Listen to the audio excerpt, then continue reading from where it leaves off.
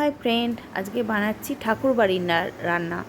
তো কবিগুরু রবীন্দ্রনাথ ঠাকুরের খুব প্রিয় একটা রান্না, ঠাকুরবাড়ির রান্না। তো তোমরা দেখো, কড়াইয়ে তেল দিয়ে পেঁয়াজ রসুন ছাড়িয়ে রসুন দিয়ে দিলাম, লাল লাল করে ভেজে নেব। কি রান্না করছি আমি কিন্তু বলবো না, রান্নার নামটা যেটা, তো সেটা কিন্তু রান্নার মধ্যে নেই, তার সত্ত্বেও কিন্তু রান্নার নাম সেটা হবে। তো তোমরা দেখতে থাকো কি রান্না করছি। পেঁয়াজ রসুন লাল লাল করে ভেজে নেব এবং আলুও দিয়ে দেব।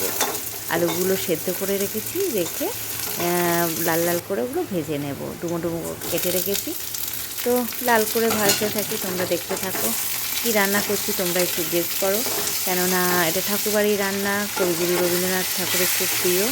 তো দেখো, টমেটো দিয়ে দিয়েছি। টমেটো দেওয়ার পর একটা বাটির মধ্যে মশলা রেখেছিলাম রেডি করে, জিরে, ধনে, লঙ্কার গুঁড়ো, হলুদ, আদা সব একসঙ্গে দিয়ে একটু জল দিয়ে একটা মিক্স বানিয়ে ঢেলে দিলাম। তো দেখো মশলা থেকে তেল ছেড়ে এসছে, এবার যথারীতি আমি সেটা দিয়ে দেব। কী দিচ্ছি তোমরা দেখতে থাকো। এই দেখো মুড়ো। তো হ্যাঁ, ঠিক বলেছো তোমরা, ঠিক ধরেছো, মুড়োর তরকারি করছি তাই তো, কিন্তু তা না, মুড়ি ঘন্ট করছি।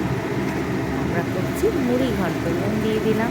তো মুড়ি ঘন্ট কিন্তু মুড়ি নেই, তার সত্ত্বেও নাম হচ্ছে মুড়ি ঘন্ট, সেটাই বলছি। নুন চিনি দিয়ে দিলাম। আর কি রেখেছিলাম, গোবিন্দভোগ চাল কিছুটা ধুয়ে ভিজিয়ে রেখেছিলাম, যেটা না দিলে এটা নাম হয়ে যেত মুড়ো কষা। তো যাই হোক, চালটা দেওয়ার জন্যই চালটা আস্তে আস্তে করে একটু জল দিলাম, আস্তে আস্তে করে চালটা। ঠিক আছে, তুমি খাবে না, সবাই তো ভালোবাসে।